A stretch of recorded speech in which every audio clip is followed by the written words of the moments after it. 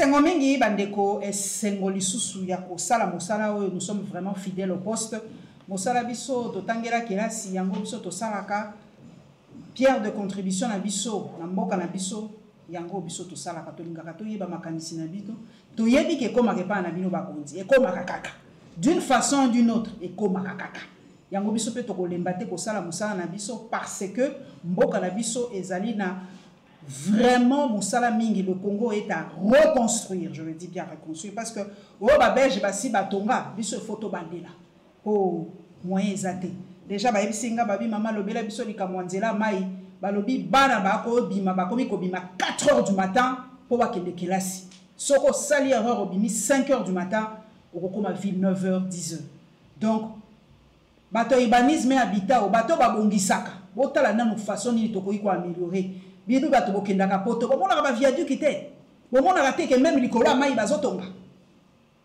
aujourd'hui c'est la modernité bokokinzela wana bokotonga biloko ebele ya makasi bato urbanisme habitat urbanisme zaka banda côté ezape banzela botala ndeni boko changer makambo bouger les choses. Kinshasa est en train de mourir, je vous dis dans 10 ans ceux to sali gafte Kinshasa va mourir, une ville meurt tozo kufa malem malem mais sans se rendre compte yangwana yambeli bino mwana mboka fierté dinanga mwana mboka ali so muta représenter moi je dis c'est mon ami depuis 20 ans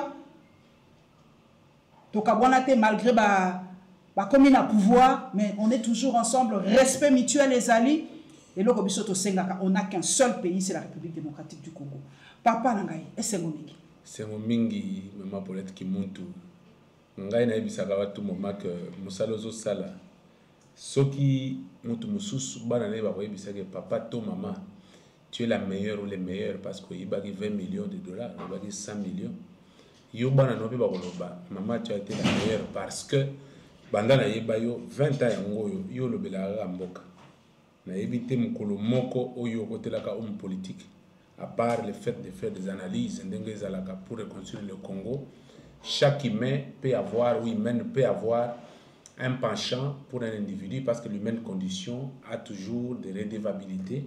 Mais yo le rôle à montou na métier na yo na yebi ko lobela mboka yangwana biso to lobela mboka ngala zo banga po mbala liboso dernière émission na yambaka yo ndeko nanga fierté dinanga olobi ba kotela ki na ndaku abeta ki yo ozoki mo ba problème ndeko za poza ba problème ngana ko banga ndenge na yambio bo na boyi okoma na aéroport o bakangi biso to komi ko banga parce que na yebite o le ka émission bo zo ko loba makambu okoma na aéroport ozana avis de recherche, aux gens makambo ebele bele. Est-ce que nengo zana, est-ce que la sibatindeli au moins avis de recherche, et moins convocation pour le makambo koloba? Mourir n'est rien.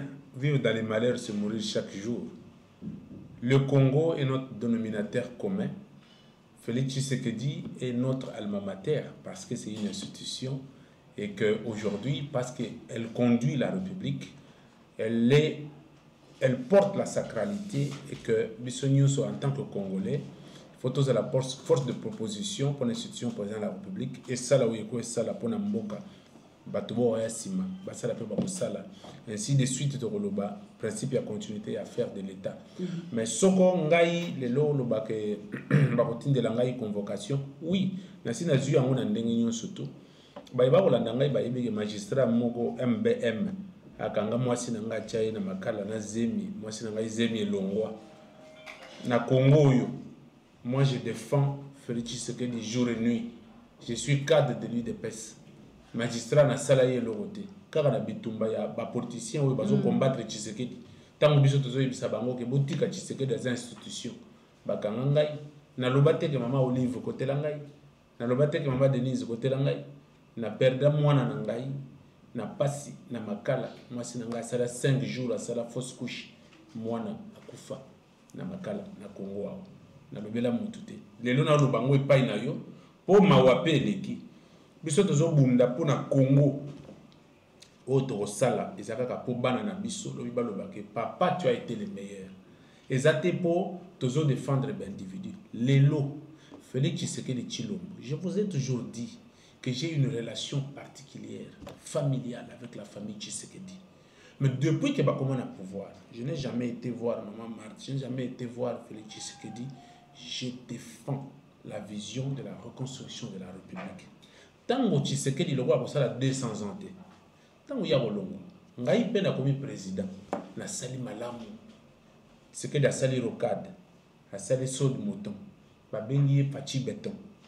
Tant qu'il y a Rolongo, ngai ba ko benga fierté béton te. Ba ko benga fierté rocade te. Peut-être ba ko benga fierté snell. Peut-être ba ko benga fierté eau potable. Ainsi de suite, tolobi continuité.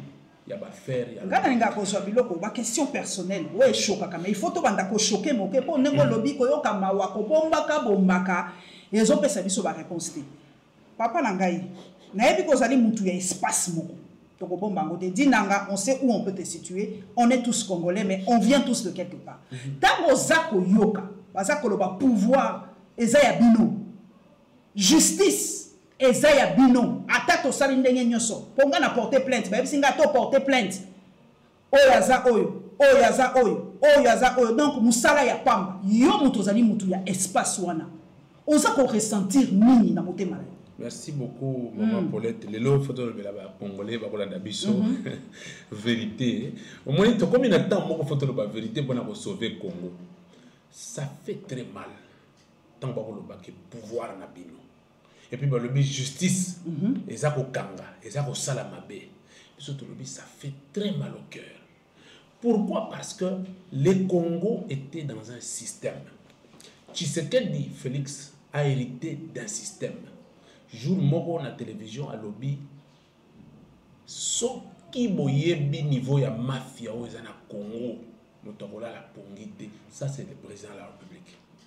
Na yoki na yogele mawa. Nabi oui. Le président devrait s'être accompagné n'a pas personne épris de la volonté de la reconstruction de la République.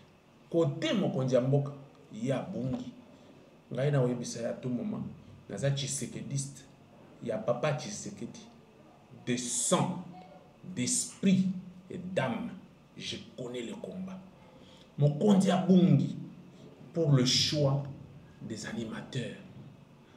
Les noms de justice et Koufi. Oui. Félix Tshisekedi azali parents, il y a pas éducation, il y a pas congolais. Maman politique mutu. Tshisekedi a lobby. Il a un cœur sensible à la condition humaine. Il veut mettre l'homme au centre de son action. Quel est cet homme-là? Un homme d'abord congolais. Tshisekedi se base sur les principes de la nationalité congolaise et de l'amour de la patrie. A Tiba congolais, Basunganiye, Tokende Pombo Kende Liboso, a Djui Bandoki. Ba koti na détournement, ba koti na muyibi, ba koti na kokanga bikangela, ba koti na koboma justice na biso. Mais tant que ba kosala ndengo wana, peuple ko na biso le bichi c'est que linda alimabe. Tondimi. Il n'y a jamais eu de mauvaises troupes, il n'y a que de mauvais chefs. Ma bête a regardé mon conduit en boca, oui, mon conduit aux amabe. Aux amabe pour nani. Parce que, à la base, de comprendre que, yo ali pareil à l'éducation à Batouanate. Il y a des ministres qui sont mal éduqués dans ce pays. Le chef de l'État dit que 4, 5, 10 fois au Conseil des ministres. Messieurs les ministres, n'a pas titre nabino, n'a pas maïre, n'a pas classe nabino, bonjour à sens iniquité. Les chefs de l'État le répètent. Mais les ministres, quelle qu'en soit l'urgence, prennent toujours ça, même pour aller voir leurs concubines. Ils prennent sens unique. Est-ce que c'est le problème de Félix Tshisekedi? Non, parce que Tshisekedi n'est pas le parrain de l'éducation de ces gens mal intentionnés, mal éduqués. La plupart des ministres qui sont au gouvernement sont très mal éduqués. Je l'assume. J'aimerais qui est bien éduqué vienne me voir et je lui montrerai combien il est mal éduqué. Et bon, pour papa Constant Mutambato, papa, est-ce que vous avez un qui a sala moi mon sala pour déjà empoisonnement et quand a évacué vers Cuba, est-ce que mafia ngoana, est-ce que papa Constant Mutamba a koko kapenza bitumbo, bon déjà moi recadrage na gouvernement hein, balobi attention, balo bagamono kondenge moko, oya loba boete bazala na même nini ya maloba, balo bakandenge moko, mutamutalo bakala ndenge na yete. Mama Kimuntu. Tunangai makambo sur ya solo zali nango yangwala est-ce que Constant Mutamba kokoka c'est auto yebisa pour recadrage c'est Félix Tshisekedi azali parrain ya ba comportement ya batuté na la question que nani akoboma justice ya mboka les hauts magistrats de la République qui ont quitté le domaine juridique, le traitement des cas judiciaires, bah côté la immobilier, côté comme il y a battu légalement, côté battu arbitrairement. Mais tant que tu sais que dans lobby au centre de son action, il faut un homme. Quel est cet homme? Est pris de la bonne volonté, de l'amour de la patrie, à quel que soit la sélection naturelle. Tant qu'on a mabé, lobby on a payé à madame. Ou à couper sa zéla na batum sous basa la bolam. Ndaye ko pona mutamba. Les lois pour reconstruire le Congo, il ne faut pas seulement être l'épaisse, il ne faut pas seulement être kassaïen. Mais l'impression que vous avez sabato, bon impression que vous avez sabato. Attention. Impression, mon gars, dans le bien, ils ont combat de cage. Le peuple a la vérité. Bon, ils ont l'impression que vous avez sabato. Ce que vous avez fait, le pouvoir n'abisso, makambo yabisso. Mais batumsu pas comment faire d'abord, c'est à carabino. Maman qui monte combat cage au Tokei. Constant mutamba. Boya baka amitié na biso aussi la té. Amitié ko ba té. Tolo ba vérité pour na bino. Mutamba ali moto ay dépeste. OK. Pour na songa Congo, il ne faut pas être de lui dépeste. Il faut être épris de l'amour de la patrie. Mutamba yé ko la kisaba congolais que wali bandoki. Parce que boti bana yo boti maki ozo betango mbanga po etoboka. Oza mutu mabe. Biso nyonso moto akosala 100 ans ate 200 ans ate mais Congo ekosala 200 ans ekosala 300 ans nde mutamba lobi je vais imprimer la politique de la vie de la République pour qu'on sa file na bato. Mutamba n'applique pas la vision du chef de l'État. Mutamba applique les règles et lois de la République pour le devenir de la République sous la houlette de Félix Tshisekedi. Si quand on est là maman banani baza ko mutamba tout sur la biso mbana biso yeyote banani ba ko bomai les hauts magistrats de la République ont à vous les sorciers Pierre wana eza lokola ba médecin na ba infirmier baza ko bunda maman boza ko bebisa makama est-ce que bino bolingi kozonga ko affronter ko faire affronter ba magistrat na ba avocat guerre comme wana siko entre les magistrats et les avocats maman toké to comme wana siko eza la magistrat eza l'avocat qui a le monopole de la stabilité de la République entre ces deux personnes-là. Mais la justice élève une nation. Base d'une nation, c'est la justice. Attention. Base de la nation, c'est la justice. Attention. La justice forte, consciencieuse, élève une nation. Tout changer paradigme. La justice élève une nation. Oui, quelle justice? Des voleurs, des margoulins, des vendeurs de parcelles de gens. Les gens qui sont dans des arrestations arbitraires. C'est ce que Mutamba est venu combattre. Au moins, les longs maman, Israël, ce qu'on commissangaï, c'est Dieu qui a voulu maudire l'Israël. Le coup là, Israël, Mutamba li banga. Il y a quoi aujourd'hui, pour la survivance de la République, pour le maintien d'une justice équitable pour les forts et pour les faibles, les hauts magistrats de la République ont à vous, les sorciers. C'est des gens qui nous ont rendu, qui nous ont donné une maladie, autobengi syndrome ya l'arbin. Maman Paulette a vendu, simbelanga sako na beta maman Paulette, na simbi sak, ba beti maman Paulette a joki be makila, simanango na zongi sak na lobi merci. Moto pas mis à Kéinga na vente la vie azaki ne pomba za makasi bondoki. Il y a que ceux qui t'ont télémitologie, ceux qui t'ont accompagné réforme, pas tout monsieur baye na classe c'est belé ba diplôme belé à bondoki. Bazana maye l'été. Je suis doctorant. Ces doctorants dont vous parlez, qu'est-ce qu'ils ont fait pour cette république? Zéro. Le Mutamba est combattu par les ennemis de la république. Oh yo balingi Congo, ils en a libou. Bayi baka million de kola Nicolas Kazadi. Bayi baka million de kola ba Télé Longoto. Bayi baka million de kola ba. Bato mingi pe ba ko fustiger et pour lelo ali pe a vérité ba lobi mais azo kanga ba azo sala kaka ba dossier mike muto kwa Nicolas Kazadi tangi ya ba osimba ete. Ah, lika mwana so le kamingi pa bato. Alobi kaka moi dossier moke mais oya munene muto kwa Nicolas Kazadi azo simbete ndenge. Zela kasina bisa. Nicolas Kazadi. Matata ponyo. Eteni Longoto.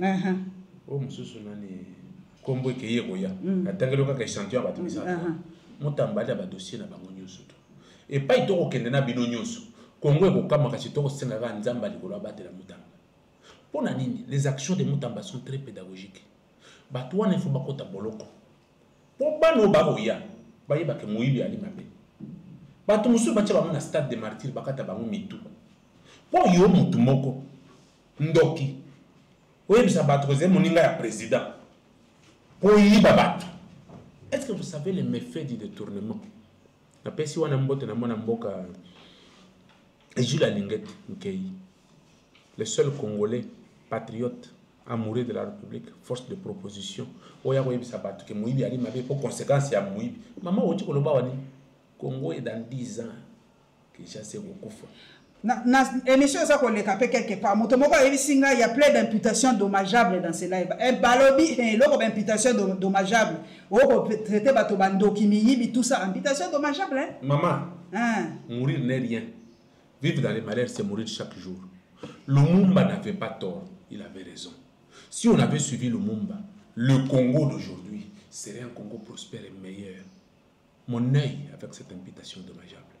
Je dis mon œil avec cette imputation dommageable. Le Congo ne va pas mourir parce qu'il y a un magistrat véreux, un gourou qui arrête les gens arbitrairement.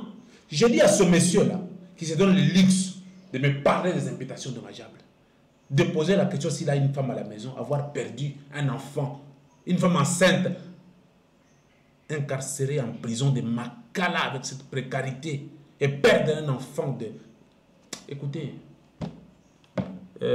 j'ai beaucoup de respect pour les téléspectateurs et quand je parle au public, mais c'est quoi les Cambo, cohésion nationale au Kitamu à Moké, cohésion nationale et comme il lo les Cambo papa Martin Fayulu à Kosenga, mais balobi to banana cohésion pas na bino mo na IDPS. IDPS cohésion et réalité. Oh ya lo babo, ba c'est biso même bitumba bo prometa ka biso un certain samedi bo sali à côté. Donc bon, qu'est-ce qui se passe dans l'IDPS? Parti auto, il y a qui parti à bateau, il y a Boigny à partir à bateau, avant à solo là. Le commis, on l'a bête à côté, jusqu'à ce que maman téléma avant de s'habiller au solo là. Mbote na ba Congolais ba ola na biso. Mbote na ba sénateur consciencieux, il y a eu des pèses. Mbote na ba député, na ba ministre consciencieux, il y a eu des pèses. Malheur au larbin de l'UDPS. Malheur aux personnes qui manquent l'intelligence au sein de l'UDPS. Malheur à ceux qui crachent sur la mémoire du sphinx de l'Imété. Maman, Félix Tshisekedi n'a pas échoué. L'UDPS a échoué. Oh. Mais il fait partie de l'UDPS, papa. Mais attention. Comme le manga n'est pas eu poto ya otomboka. Oh. Dans le biboy. Félix Tshisekedi n'a pas échoué. L'UDPS a échoué. Honte à vous. Augustin Kaboui, honte à toi. Tous les ministres de l'UDPS, vous qui avez été même une fois ministre pour le compte de l'UDPS, honte à vous. Bogolota, Antoine, Bogolota, Etienne Tshisekedi Wambulumba, tous les jours de votre vie, vous avez fait la honte de ce parti politique. Quand Tshisekedi a pris le pouvoir, il a tenu un meeting à l'UDPS, je me rappelle, le lendemain de publication des résultats, la nuit, j'étais moi-même présent aux côtés du président de la République, les images circulent.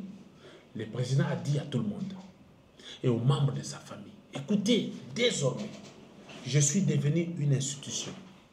Je suis pour les Teke, les Yaka, les Mongo, les Ngala, tout le monde. Je ne fais plus partie de l'UDPS. Je deviens une institution, je travaille pour la République. C'est ce que j'essaie de douanier. Quel est le combat de l'UDPS? La conservation, l'acquisition et la conservation.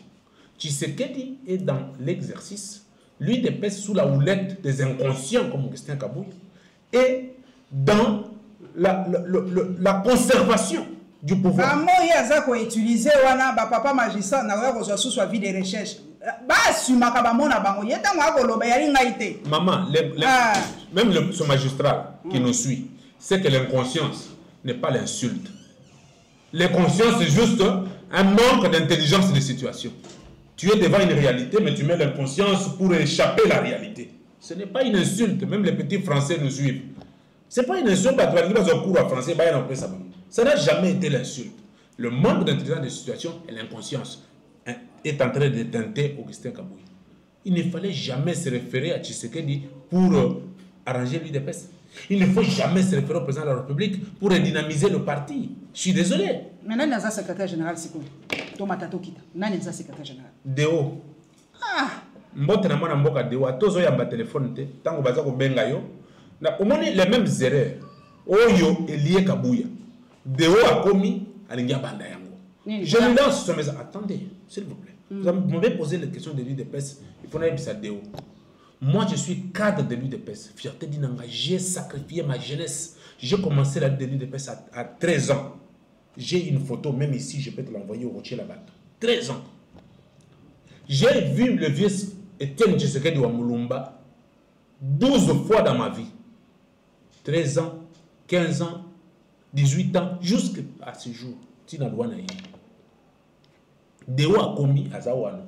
Quand on a la téléphone, il me dit, moi, un cadre de l'UDPS, quelqu'un qui est connu à la télé, qui dit non à Augustin Kabouya, qui dit à Kabouya de partir parce qu'il est incompétent. Je l'appelle plusieurs fois. Non, il faut na benga Jeko Beya, il faut na benga Mutombo, pour voyer Bisaya ya Mangai. Je dis, monsieur, tu es allé à côté de la plaque, parce que même papa Etienne Tshisekedi recevait tout le monde. Les mêmes erreurs, les mêmes causes produits, les mêmes effets. Donc, je fais la parenthèse, je dis, Fongwama, Bongo et Fongwama, Tika Kokota Zamba, Yali Malamute. Je referme la parenthèse. Alors, maman, les lots, tout le monde a la vérité. Tshisekedi Félix n'a rien à voir avec l'UDPS. Mais bozo zelaye pour mais dit les lots. Balobi bozo zelaye azonga aza déjà awa na yebike mokonzi mboka azongi yende mutako régler situation. Maman, neti les lots. Félix Tshisekedi soka longwe président de la République. À côté la UDPS a sali bango d'or. Oui, pourquoi ça la besoin de moi? Agib Sabiso besoin ma l'été. Le président de la République, de notre République, va nous dire, nous, l'UDPS, que vous avez l'été. Est-ce que tu sais que d'ailleurs, Kabouya, un journaliste, il y a Batoyi de Pesa Tchanouela, où il y a Outi et il y a Fifi Masuka, comme c'est ministre de la Jeunesse. Jeunesse, c'est vrai qu'il y a une DPS. Tu sais que mais vous avez papa Dinanga. Mais il DPS a su pour continuer mon côté, papa. Vous avez une Fifi Masuka. Je n'apprécie pas. Exactement, tu comprends que je suis solo. Je suis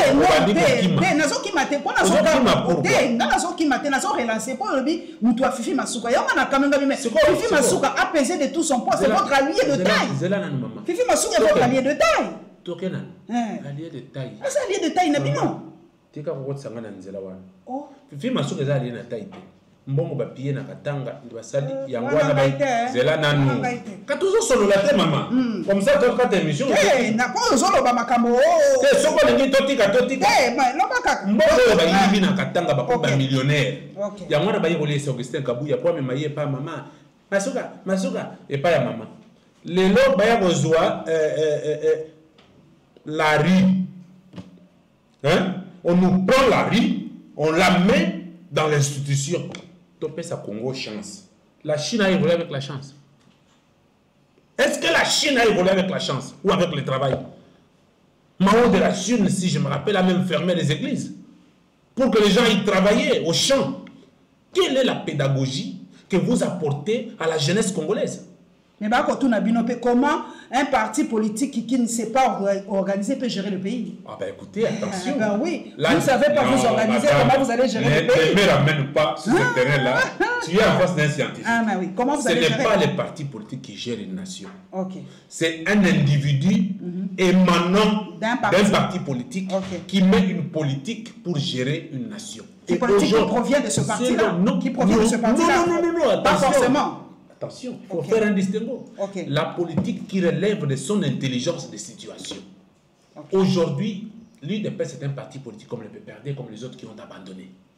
Tshisekedi est un individu congolais qui a eu l'approbation, l'amour des peuples congolais et à qui on a donné le pouvoir. Et c'est à lui de ces électorats-là pourquoi quand il a sorti Moutamba. Est-ce que Moutamba est de l'UDPS? Attention, les Congolais nous suivent. Moutamba n'est pas de l'UDPS. Il est au président Félix Tshisekedi de se choisir, fierté d'Inanga, patriote, lui donner un poste pour qu'il exerce la politique de la continuité de la République. Les partis politiques viennent se greffer à la politique nationale. pour leurs intérêts personnels. Okay. Mais quand vous n'êtes pas intelligent, je suis désolé, vous n'allez pas voir. On va vous prendre ce que vous avez et pas y a l'UDPS n'a pas l'intelligence des situations, je suis désolé. L'UDPS n'accompagne pas Félix Tshisekedi, je suis désolé. Le président de la République a besoin de nous. Des individus qui ont été abandonnés par eux. Est-ce que vous savez que nous on a été rejetés par Christian Kabouya? Bon respecter l'État, il y a SG bon respecter l'État. Maman, tika. Oui, tika. Oui. Tika. Bonjour respecter l'État. Tika. Bonjour respecter l'État. Ngape na gotika bonjour respecter, bonjour respecter SG. Na tuni yo, aza tata ya nani? Na SG na bino. Aza tata ya nani? SG. Wana nde nini nde Dieu le Père. Évitez-nous des conneries. Excusez-moi le peuple congolais, évitez-nous des conneries. Donc il faut respecter mon continent. Attends, oui. attention. SG, non, critérium. Non, s'il vous plaît. Dans la gestion d'un parti politique. Natunaka question on a Jekobea. Tant vidéo moko mokonzi mboka azalaka yena Jekobea. Alobaki na Jekobea ni respecter Kabouya yende mokonzi na bino. Non. Écoutez. S'il vous plaît. Tshisekedi encore une fois a un cœur très sensible à la condition humaine. Le chef de l'État, il est plutôt unificateur. Quand les gens ont vu ce qu'il a dit, que respecter mon continent, il sait que Kabouya, Jeko, Beachilengi, ils ont grandi presque sur la famille, ils se connaissent, et puis un côté famille s'est soulevé ce jour-là. Attention, ce n'était pas l'officiel. Un côté famille s'est réveillé pour dire, écoutez, vous allez ensemble, vous allez kimia, vous allez mais Jeko Beya, c'est toujours humilié. Cet homme-là, je le respecte, mon ami, mon frère Beachilengi. Un combattant de la première bateau, mais quand on monique na parti, il y a un monsieur qui s'appelle Kabouya qui est tout puissant, qui n'est pas humain. Kabouya n'a pas un côté humain. Il n'est pas humain. Alors, yo atoza bandi yo bala mama na ngai mobali ya mama nde papa ngana ya pa bandi na bandi betaka mama na ngai ide pesa li mama na biso yo betaka mama na ngai yo za bandi ngapa na papa na ngai te papa ya bongo bakubuka emini mais awa mama ya bibino solution ezandeli na monaki mama ya mbaki bino très bien oui wana tokei siko na matière o ifalaki to beta ngai na yo mama ya mbaki bino mama. Je dis encore au peuple congolais, attention, ne confondez pas les choses pour tel comme maman Marthe, pour aller maman et à présent la République. Et là, quand il faut le monami tout, surtout. Maman Marthe, je dis aux Congolais que elle est parmi ma cofondatrice, il y a UDPS. Il y a eu les 13 parlementaires. Tant que Bazalaka isolé na Zamba, Bakangaka Bango, Bajoaka Basi na Bango Nyo surtout, Bazalaka na Bango. Basignaka charte basi na bango nyonso bakomaka ba membre influente ya parti. Aujourd'hui à l'absence de papa Étienne Tshisekedi wa Mulumba, maman Marthe a une prépondérance. Botale quoi à moi cité, yo za Jean d'Arc. Moi j'aime t'appeler comme ça.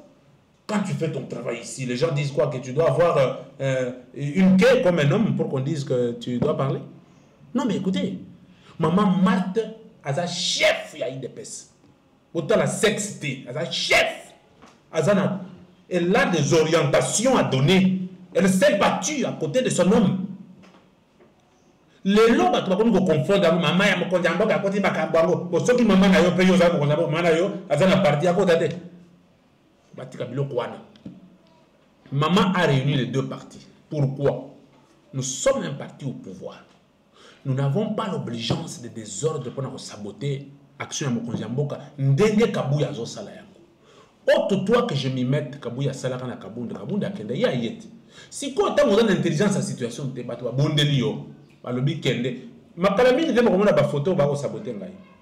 Na profiter na yebisa ba congolais ba yebango. Ba yebo zwa ngai na ndako na ngai. Na misi makutana. Batindi na Kabouya. Ba yebo zwa ngai na garçon mo ba benga jeunesse bulubulu. Vous avez à 2h du matin. Allô, moi je suis congolais. Je suis cadre de l'UDPS. Je n'ai peur de personne. À bas la peur de papa était Tshisekedi à Ibzakibiso. Après, vous avez appelé ça, nous sommes tous les gens. N'a qu'à comment Kabouya. Na vandi na yende que tu vandi na yo. Anda kuna yi. dans GB. La Bible dit que l'homme aura pour ennemi les gens de sa famille. Mais je ne sais pas de ta famille. Je ne sais pas de ta famille, monsieur. C'était en présence de Boulouboulou et d'Amis Maoutan. Naïbisi et Naloubi, toi, comme on dirait, toi, tu as merdé. Batunyo, ce bazo, le backer, au bomi, dépêche. Le col au bomi. Moi, je suis venu, tu m'as reçu. Je vais te donner un conseil. Quitte les choses avant que les choses te quittent. Parce que aux autres qui sont à ma baie. Tu ne peux pas, on ne peut pas travailler. Moi, je ne travaille pas pour toi. Je travaille pour l'UDPS. Ouais, bah, toi, tu n'as pas aidé l'UDPS. Moi, je ne vois pas comment je vais t'aider. Tu as besoin de $400 à payer. Tu as besoin. Hein? Besoin. Je suis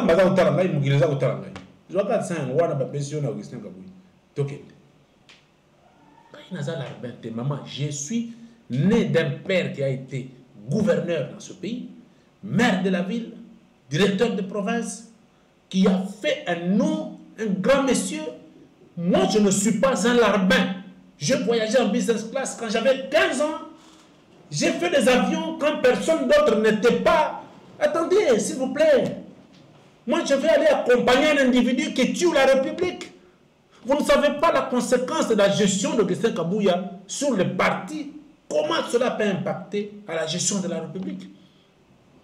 La conséquence, Yves Boncourt, piètre comme ministre de la jeunesse, des sports.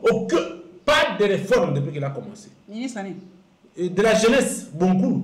Vous le savez, non? Mais il y a assez long. Assez long, dans d'autres personnes, par exemple, il y a Bateau Kabouya. Zéro. Qu'est-ce qui s'est passé? Tu sais que la zone salon diplomatique, je plains le président de la République. Je les plains. Et puis j'ai dit que le président trouve le temps de me recevoir un jour. Je le demande officiellement. Parce que la plupart des gens croient quoi?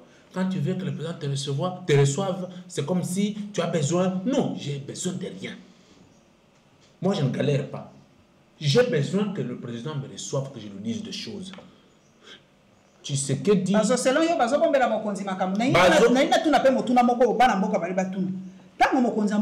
exemple, papa Nangadi Nanga, inauguré l'édifice Silité. Est-ce que mon kondi amboka yeba quitté que et s'il a quitté? Comment va faire inaugurer mon kondi Babylone pour Silité? Comment ça? On a roulé le chef de l'État. La vérité, la vérité comme la Kamokondi amboka te oui.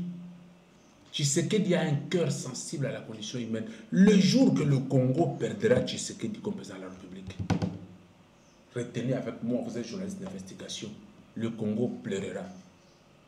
Et moi, je ne ferai pas partie des personnes qui regretteront Félix Tshisekedi. Je demande solennellement que les chefs me reçoivent. J'ai des secrets, j'ai des choses terribles que je ne sais jamais dire ici dans les chaînes de télévision. Je ne cherche pas d'emploi. Je suis né d'un père noble. Kabala Mouanamboui, vous le connaissez, c'est le né de ma famille. Une intelligence par excellence. Je suis né dans une famille de Jean-Marie Kassamba, vous le connaissez. C'est le petit frère de ma mère. Je suis né dans... Ah oui! Je suis né dans la famille de personnes... Je suis né dans la famille de personnes excellentes et qui, aujourd'hui, n'en vivent rien. Ça veut dire que je vais voir le chef de l'État. J'ai des choses à lui dire. Répondre à la question. Moutoules Alini. Maman. Et ça, Sony. Nicolas Kazalifa Kota Boloko. Il y a même une prison pédagogique. Moutamba Constant. Nzamba Batelayo. Et le comme lui Zate. Kanga Nicolas Kazadi. Kanga Matata Pongo. Kanga Eteni Longondo. Kanga Miibi Nyoso. Oh, basali mabe na mboko. Pona nini mama? Po bano ba oya. Ba yeba ke muyibi ali mabe. Ba te miso bokata bango ata maboko. Tango solo bali kambuya. Immeuble ba koloba doni. Moi je pleure. Je dis ici que Tshisekedi n'est pas le parent de l'éducation des Congolais, la mauvaise éducation des Congolais. Tshisekedi n'est pas le parent de la dépravation des mœurs dont la plupart des ministres sont auteurs et co-auteurs. Non. Tshisekedi a dit, on va travailler avec des Congolais. Vous venez travailler avec vous, ils vous donnent quoi faire pour les besoins de la République. Vous allez détourner Maman, il n'y a que des millions. Il n'y a que des millions. Le malheur, c'est que quand vous détournez 10 000 $, on ne vous met pas en prison. On vous traite d'imbécile. 10 000. Quand tu as 1 million, 10 000, 200 millions, on compte à prison. Mon toit 200 millions à Congo, à compte à prison. Bocha, il va 32 millions. Va commissaire, va payer poste. Oui, bien monté. Et tel yazu yaye, à côté boulot. Quand il y a yazu yaye, il y a perte des familles. Si quand on a besoin de vous avez fait inaugurer au chef de l'État le centre financier et facilité. Et le baroben a un donné, barofinga de pesca, vous avez fait la mbangat. Hein? Tellement le bac, vous avez mon gondiabok. Nous allons soutenir Félix Tshisekedi parce qu'on connaît ce qui est de meilleur dans cet homme-là. Baye ko inaugurer, pour faire inaugurer Mokonzi, qui ne peut pas être pas Ngobila. Pas quand Ngobila, quoi, quel est le résultat de Ngobila? Ngobila, c'est la médiocrité que le Congo, que Kinshasa n'a pu avoir. Faut pas qu'on aille. Baye ko faire inaugurer Mokonzi à Transco, Bandeko. Vous avez mis thème à vous avez quel problème avec ce pays de nos ancêtres? Il y a Patrice Emery Lumumba, le pays de Laurent Désiré Kabila, le pays de ce school Mobutu. Vous avez quoi? La mauvaise éducation de vos parents, en quoi cela concerne le peuple congolais? Vous êtes mal éduqués. Vous allez prendre votre éducation, vous la mettez sur le Congolais. Mais mal éducation, attention.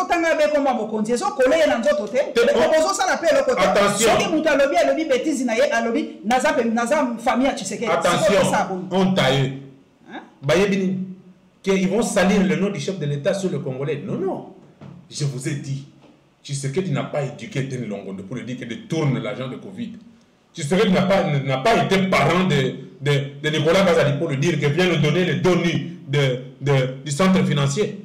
Tu sais que tu n'as pas été le parent de ce mafia de transport pour lui dire que vient nous dire qu'on va monter le bus au Congo. Vous voulez vous jouer des gens où vous êtes le Congolais. C'est fini cette histoire-là. Voilà, je vais vous dire quelque chose, maman. Les gens me suivent. Félix Antoine Tshisekedi Tshilombo sera le premier et l'initiateur des réformes pour ce pays. Mais pour les 3 ans qu'il lui reste, le Conseil général chef de l'État, écoutez, monsieur le président de la République, vous avez l'amour de cette République. Vous pouvez mieux faire que si vous choisissez d'autres moutambes. Ah, peut être changer le gouvernement en janvier, probablement. Président Zouangaï.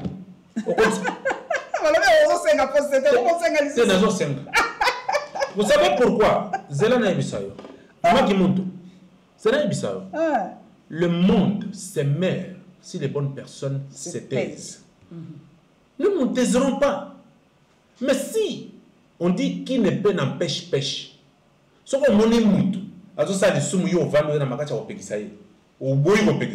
toi qui as péché. Moi, je ne ferai pas de ce qu'ils vont regretter Félix Tshisekedi. Je ne pécherai pas. Je vais lui rapporter mes réformes dans un secteur donné. Qu'il jette son dévolu sur moi aussi. 145 territoires de Kolanga, namonaki premier ministre Yambaki ba chef coutumier, bamsu balobi ezape likambo ebandi ekosi la teka batopeka bakosi mokonzi mboka par rapport à 145 territoires. Donc depuis bandi toza komona toyebite so misala ezo salema tokotala ngo dans quelques temps toyeba so même Yambaki quand même ba chef coutumier. Donc programme on est continué. Pour batumsu bazolo be katani. Très bien. Maman Paulette Kimuntu, merci pour moi si amaïle. Ngai na respecta go mingi. Pour moi si amaïle mingi. Oyebi toutes les nations du monde. Ndenge biso to ali. Toutes les nations du monde ne fonctionnent que sur base de réformes. Et les réformes, on peut tout dire, prennent toujours du temps. Les réformes prennent 100 ans, 50 ans, 20 ans, 30 ans. Après, on a un résultat escompté. Aujourd'hui, le programme 145 territoires reste un programme phare et pilote pour le détournement du développement de la République. Il n'y a que des Congolais épris de l'amour de la patrie qui peuvent comprendre que nous pouvons jeter notre dévolu sur le développement à la base, 145 territoires. Oui, c'est vrai, on peut dire, les autres disent que c'est Katana qui pose la ligne. On t'avoue les escrocs politiciens. On t'avoue les escrocs politiciens. Les gens qui croient que quand le chef de l'État veut aller dans une province donnée, Baché Mandala la ya Muyibi, bango juste batelemi bakola na mokonzi mboka bango wana na province, mokonzi ya bango banguruma lokola bandoki. Bango wana. Oyo bako mboka. Bango moto babomi Kasai. Tu sais que la salle est là qu'on a Mbujimai ite. C'est que la salle est là côté. Bazui bango na otanga bakomo na bango, c'est pour le respect de leur famille. Na boyo otanga miyibi. Bango bakimi bazana Kasai bazoze la mokonzi. Bakiti na aéroport mokonzi ya monsieur le gouverneur. Oui, miyibi. Mokonzi yake ko inaugurer université moko batongaki ba ordinateur ba pesa ki nyonso uti poto ba yibi bateki. Mokonzi yake ko tato moi ordinateur ya mikebo na mesa bondoki. Mokonzi a joué avion akei bango nyonso ba joué avion ba palanga ni mbongo esili. Mbujimai etikali. Mokonzi yake ko zoa un monsieur que je respecte beaucoup, Victor Tumbachikela. Maman Paulette Kimuntu, j'ai pris au chef de l'État que ce monsieur, Bako Misaye, ministre national, il y a une infrastructure. Il y a un quota à bateau. Il y a un quota à bateau. Il y a un quota à bateau. Maman, il y a un quota à Simba. Nous allons travailler avec la méritocratie. J'ai payé mon avion moi-même. Je suis allé à Mbujimai. Oyambaki na plateau na ebisio ke Victor Tumbachikela sa musala na Kasai yo ebisio ngabia to monite batakasai batinda ba image yango nazana ngwa na keinga moko na moni Goma ekosi Mbujimai Goma ekosi ezo to maman baravin à peu près 20 têtes d'érosion na Mbujimai banzire le kalikolo ba églou ya minene na se mai ezoleka. C'est-à-dire que tu pars à un point A jusqu'à un point X pour revenir à un point A sans passer sur le point Z. Mbujimai et Tongami, j'ai dit au chef de l'État, bravo. Et le peuple kassaïen ont remercié le chef de l'État. Ils ont dit merci. Et puis Nabutu, lampadaire, moins de péri na Kasaï. Si on a mis Nabutu, qu'est-ce qui se passe? Nabaluki, Villa Mbujimai et Nabutu. J'ai vu que oui, il y a la volonté de faire. Ou ils ont répondre na PDL 145 territoires, ils ont répondre à Chile Gelou, qui est de l'autre côté. Bravo au président de la République. Mais les ennemis de la République, babandi ko combattre na yemongo DG, na musala saliwana. Après ça bango ba commission. Ba rétro commission. Déjà après ça ba rétro commission na batu. Allez ça bango. Nali me ba ko tongela Congo. Maman Paulette ba ko bongisa mboka. Yondoki. Pojo ba makango tia bango na Hilton. Ojo ba makango tia na fleuve Congo. Ojo ba makango futela bango biye. Ba ba boy. Tango ojo ba makango wana ba lie yo, ba lie Congo. Bana na biso ba ko lia nini na yo na makango. Mbongo wana ko tonga mboka ba ko pesa ba makango, ba ko sa ndenge basala. Yanga tolobi ba tolokola ba Victor Tumbachikela. Bravo au chef de l'État. Na lelo il fallait que na lo melo ko na pour répondre yo. Pour le baki nga ko kasai ba sala lo côté ba sali. Ngai moko na moni. OK. Tozo kende malema ne na suka balobi nakana bino bato mingi mingi ba défendra pouvoir ba rité. Tozo nga mo muke suka bila ba ministre bazako ndima ba insulte, bazako ndima ba coup. Jean-Marie Kasamba ndengo tangiye en tout cas matata ko na zeko zanga ko lekate ba ministre ngana yamba moko sele ya la guli na yamba bato ebele. Mais na époque na bino ba ministre bino ba dit ko lobate, il y a personne qui veut défendre le chef. Impossible d'avoir les ministres. Maman. Si on a à défendre la politique, on a à défendre. Quand on a Bazana mayelete. Ezana yo babengi na Bible, la foi des nouveaux convertis. L'effet de l'apprentissage de la consommation de la mayonnaise à 30 ans. La plupart des ministres qui sont au gouvernement, qui viennent de l'UDPS, qui viennent de n'importe quel bord, la plupart ont appris à consommer la mayonnaise à 30 ans. Voilà pourquoi ils ne peuvent pas défendre la personne qui leur donne du pain. Tu sais qu'il leur a donné du pain. Le pain dans lequel vous apprenez à manger votre mayonnaise. C'est Tshisekedi qui leur a donné. Comment la personne qui vous donne la mayonnaise, qui vous donne le pain, au dieu mayonnaise, au yo, bapé, tiombongo, po, au somba ya, au tia la lipa. Mon père, c'est Oli Pawana, a combien de mabofina? Biso ba oyo balinga koleke pa na biso te mais bo le kata pa bato ba fongoli ba chaîne sika dem subo koleka ka kuna mais ozo ko défendre ya bino vision. Les ministres doivent défendre des présents. Ça na bina sala moi songi urbanisme pe habita boya lobi asaka be mission te. Asa ka moto songi. Ba biso ba lobi bango basaka be mission te. Bango basala ka be mission te. Urbanisme na habita. Basala ka be mission. Kuna banganga nde ba. Nzambe. Ministère ya banganga. Nini susu. Ba yebite ke bango pona habita. Na urbanisme na bango koteka banda kwa bato. Ndeba urbanisme na habita na bango bateka banda kwa bato. Des sorciers banganga. Tshisekedi lelo, je ne ferai jamais partie des personnes qui regretteront Félix Tshisekedi. Je l'accompagnerai. Oyo azana makasi ya kolobaka ngai na lobeli ye mabe aye pai na yo. Avant de répondre yo, maman lelo tangi likambo ya mutu ya te. Lobiki na tango ya Kabila. Tomoni ba wili ba konga na télévision ba ko tokota. Ba ko défendre vision ya Kabila. Qui ko défendre? Ya lelo penza bozate. Sikoyo lelo. Bozate? Banganga. Musala na bango détournement. Bazana à Dubaï. Appartement. Ya solo. Makangu bazolongwa Kinshasa ba ke Dubaï. Biso pe to tala ba. Si ko le ko la biso to ko sauver pouvoir na biso. Ngai fierté dinanga. Pour la UDPS, je donnerai ma tête. Nazo yebisa bango que ne, vous n'allez plus vous jouer de Tshisekedi. Nous allons défendre Tshisekedi. Tshisekedi souffre pour une chose, un cœur sensible à la condition humaine.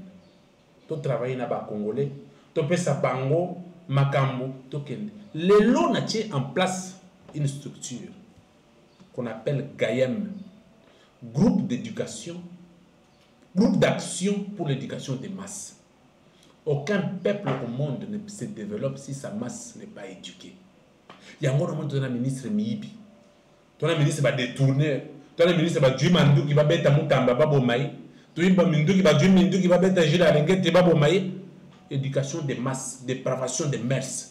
On tirerait l'échantillon d'un individu dans la masse oyo mutu ezate akokiko sunamboka. 2 minutes par rapport à la situation à Est. Bazolo batozo yeba position na bisote. Est-ce que to sololi na Rwanda to sololi na Rwanda te tozo yeba te mapa na na bike yo zalaka na moi makanisi moke. Ba rencontre ñu sur ça na Rwanda na tout ça. Est-ce que to sololi na bango pas mo contacter maka bijaba ko so na Rwanda. Mais batozo bazolo baté to sololi à travers ba expert to sololi à travers banini. Madame Kimonto, qu'on ne transforme pas les propos de Tshisekedi, Félix. Le monde est un village planétaire dans lequel on a besoin de tous pour exister. Si Tshisekedi peut ou n'est pas discuté avec le Rwanda, c'est seulement pour l'avantage de la République. Au cas où le Rwanda nous menacerait d'une manière à offusquer nos avantages, Tshisekedi dirait je ne discute pas.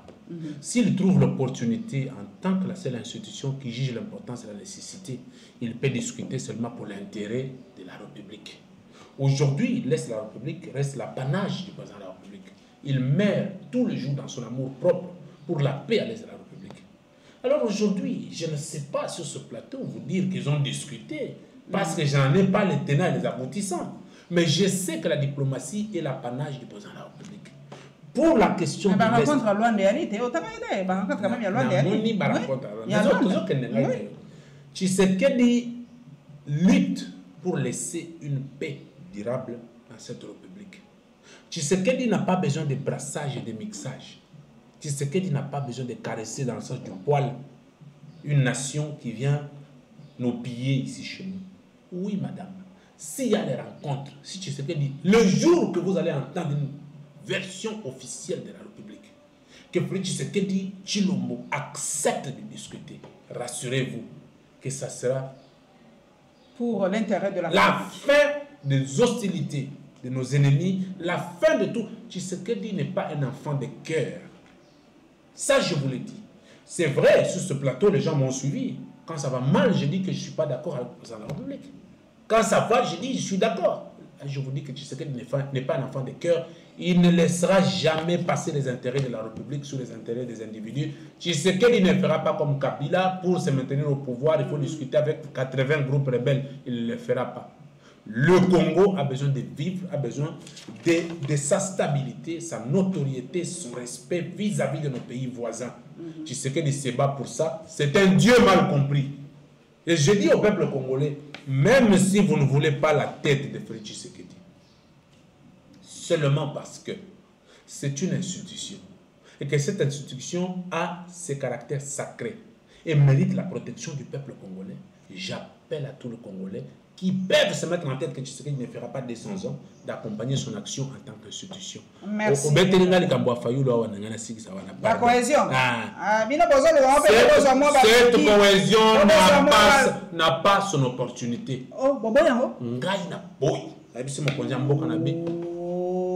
Cohésion, papa, balobi, to longola moi lolendo, to bongi, tout ça kana mboka ote kosoboya. Bino boboy cohésion? Natunio. Natunio. Tu as un problème de crise interne à part guerre à Est. Quelle est la proposition de Fayulu pour la guerre à Est? Tant que Fayulu, tu sais que attendra le boko que nous sommes frères, il y a tout ça. Voilà, début. Alors, Bagani, ça va tu sais que le Congo, on dit maté, tu sais que reste. Le seul Congolais qui a l'amour de la dialogue exacté. Et ça pour la ça, Miyibi, Beki, Baya Kotelema. Ah, Ezaki Papa Zoba poste selon yo. Nalobi, Fayulu, Lembi, perte de vitesse. Dialogue. Toi, on a dialogue. Tu as un problème. Nous n'avons pas des institutions qui fonctionnent. Nous n'avons pas de ministres. Tout ça, le dialogue, pour la mini.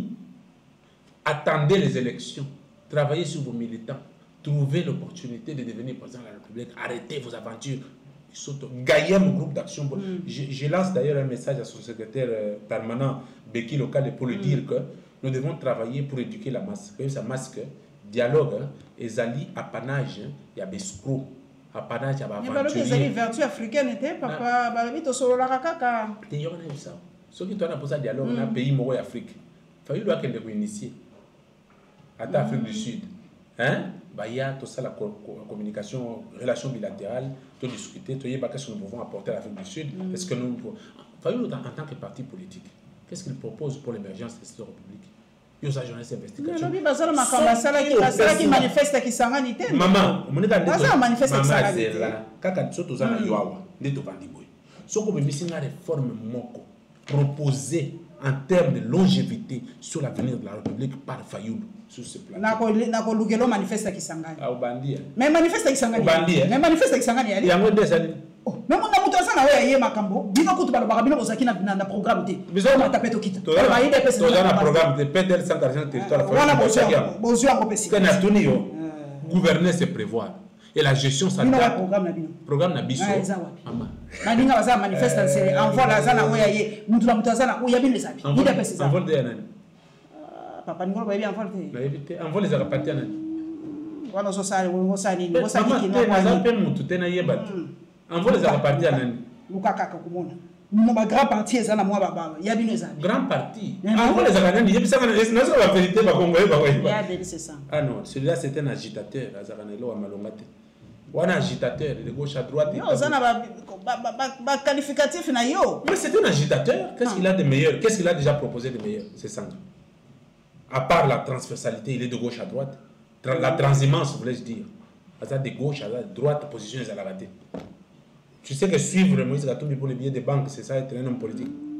Donc, vous savez, je ne peux pas parler des individus, hein, s'il vous plaît, excusez-moi. Donc, ça veut dire que tout le monde Congo, s'ils aimaient la République, tout le monde a réforme. Réforme en tant que Congolais, un seul membre de l'UDPS, mais qui dit non au président de la République pour les choses qui ne sont pas convenables. Réforme en les années. Président de la République, Kanga Miyibi. Kanga Miyibi. Arrête l'opacité. Le pouvoir n'a pas d'amis, monsieur Félix Tshisekedi Tshilombo. Kanga Nicolas Kazadi, Kanga Matata Ponyo, Kanga Eteni Longondo, kanga bibi nyoso ba yimbongo wa minene ya mboka chabango na boloko tala réforme na ngai président de la République pesa mutamba tout le pouvoir qu'il faut président de la République benda Tony Kinzo Matoi alongwa na PDDRCS une structure qui milite pour la réinsertion et la démobilisation des groupes armés. Structure wana ba pesi yango mandat spécial na mokonzi mboka. Mama na ngai na banda Congo ibanda sur la toute première fois na mona directeur de cabinet ya mokonzi mboka azana intelligence à situation te. La toute première fois. Anthony Kinzo akoti zamba bandi ko bondisa Félix Tshisekedi. Le chef de l'État nomme Kapuku Boabo. Vous voyez que nalinga ko mingi. C'est kana bisa batu vérité. Émission na yo ezalaka bien. Mokonzi mboka a nommé Kapuku Boabo na PDDRCS. C'est une structure de démobilisation na réinsertion des groupes armés.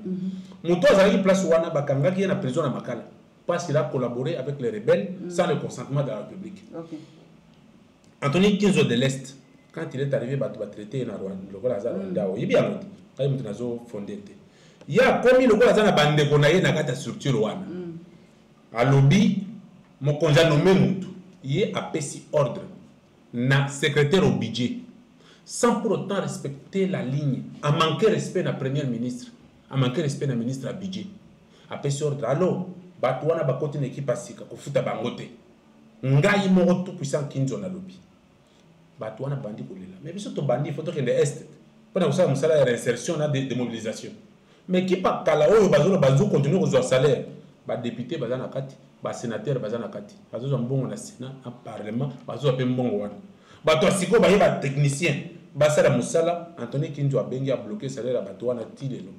C'est quoi une structure technique? Ils ont la ANR, ils ont la service d'intelligence. Ils travaillent dans le budget. Donc, ils ont un terrain de tango, mais une minute, quand on parle de cette qui est balobi, pensa ton dimakate sous administration, tu sais que beaucoup quand on va toli sous sous ne, va voir ça bien kabila banda ko sala bino pero besoin ici kakande va sala bino. Maman pour être du monde congolais à botter maman bé. Il y a solo. Quand chacun fait ses règles, tout se dérègle. Nous sommes dans quelle nation? Aujourd'hui, on a balabala au Kangenzela. Baye ko longola yo, Tshisekedi adama be. Balabala wana za wenzela yo. O telemo fingi batu, Tshisekedi aye balobi moto ya fingi batu. Ya bana no fingi batu pona nini? Ndenga pena lobia. Yo so lobi na zana na sali nini? Wezani. Na video soki ba zingani. Na ye ko loba. Tshisekedi ndemo talobi ba zonga. Tshisekedi achenga imalobo na zako. Batu batika. Ba cette kikuni Marie-Josée Ifoko, Martin Fayulu, Seth Kikouni, Shekomba, Vital Kamere, Fierté Dinanga. Nous avons collaboré à un moment dans la vidéo, dans la photo, dans la Faden House, dans l'élection en 2018, où il s'est dit que Mokonjambo Gaza la président. Tout ça, surtout. Je connais Motunamotu. Seth Kikouni a une agitation. Il veut se créer, mais ne sait pas comment se créer. Se créer, ce n'est pas dans la diffamation, dans des racontards. Fais-toi Laura, Yamutumunene, oui, ce qui lui est arrivé, je demande à la presse et aux militants des politiques de ne pas dramatiser. Il a parlé des choses aux agences d'investigation. Ce qu'on dit la vidéo, il y a outrage, ce qui n'est pas salia, il n'est pas salia. C'est quoi, pourquoi tu peux respecter mon bec à Boga Nabis? Tu le battais, il y a un finger bat. Boka Masset qui connaît pas aller qui en Zambie. Merci, Fierté Dinanga, Tango et Koki, bon s'abonner massivement dans la Lyon TV officielle et l'autre tout cas babordir, hein, bientôt mes amis. La Lyon TV officielle, et l'Enginango Yangwana, Vision 26, et l'Enginango Yangwana, bisoto le barapolele, oh bino le barayango bisoto posera comme question. Donc il y a musika te bisoto za courroie de transmission entre biso na ba homme politique, ba koyoka ka biso, ba koyoka o bino bokanza. Papa va ministre, boya ko défendre ya bino régime, défendez le régime. Bazoli ali pas bureau climatisé défendez le régime. Défendez votre régime. Défendez votre pouvoir. Boya na ba plateau na biso. Tozaka biso to ba loko mais OK ba loko ba gagner ki 2 fois chan hein. Ah oui. To gagner 2 fois chan. Bato. Ah, bobo ça na ba loko te. To ko mo na bino mbalasi.